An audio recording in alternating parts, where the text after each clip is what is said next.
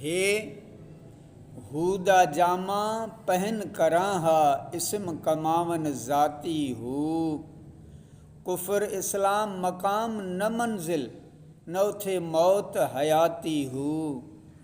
शाह रग थी नज़दीक लधो से पा अंदरों झाती हो।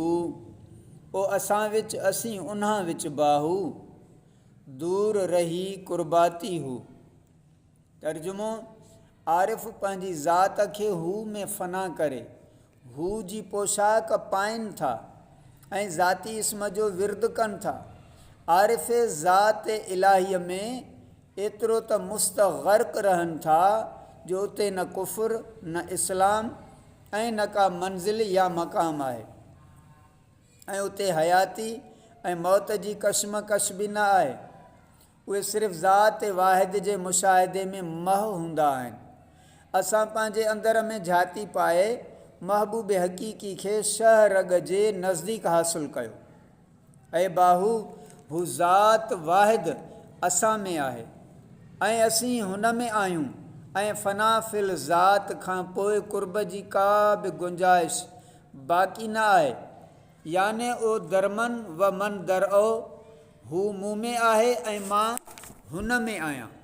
सम्झाणी हज़रत सुल्तान बाहू रहमतुल्लाह अलैह फ़रमाए थो, मां दीदार या मुशाहिदे जे इल्म जो आलिम आहियां।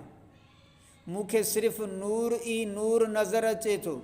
मूंखे इल्म दीदार जे सवाइ को बि इल्म ज़िकिर फ़िकिर ऐं मराक़बो मालूम न आहे ऐं उहे चाहियां थो छो त जुमिले इल्म दीदार इलाहीअ जे लाइ आहिनि। सो मूंखे हासिलु आहे। जिते दीदार इलाही आहे उते न सुबुह आहे ऐं न शाम, न मंज़िल आहे न मक़ाम।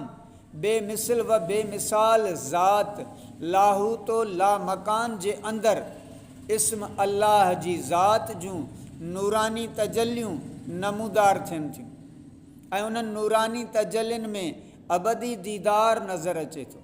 सुल्तान बाहू रहमतुल्लाह अलैह अमीरुल कौनैन मकतूब में इहो पिणु फ़रमायईं, जेतिरा बि मक़ाम आहिनि मसलन अज़ल अबद अर्श कुर्सी कलम तहतुस्सरा ऐं बेश्त, जेकॾहिं को चवे त इन्हनि में मूं अल्लाह ताला खे ॾिठो आहे त उहो काफ़र आहे। इहो हिर्स हवा जे करे आहे। दीदार व लका रबी महज़ फैज़ व फज़ुल ऐं अता व बख़्शिश आहे जेको ज़ाती इस्म अल्लाह खां ई हासिलु थिए थो। जंहिं वक़्तु अनवार इलाहीअ जूं तजलियूं नमूदार थियनि थियूं उन वक़्तु कंहिं बि जॻह या मक़ाम जो नालो ऐं निशान ई नथो रहे, बल्कि इहा कैफ़ियत लामकानी हूंदी आहे। हदीस कुदसी आहे त अल इंसान सर्री व अना सर्रहू, इंसान मुंहिंजो राज़ आहे ऐं आउं हिन जो राज़ आहियां। हज़रत सफ़ीरुद्दीन चराग़ दहलवी फ़रमाए थो, ऐं ज़ाहिद ज़ाहिर बीन अज़ कुर्ब ची मी पुरसी ओ दरमन व मन दरवी चूबू बेगुलाबिंद। याने ऐं ज़ाहिद ज़ाहिर ते निगाह रखण वारा ज़ात इलाही जे कुर्ब व मुहबत छा थो पुछी, हू मूं में आहे आउं हुन में आहियां। जहिड़ी रीति गुलाब में ख़ुशबू हूंदी आहे। सुभान अल्लाह।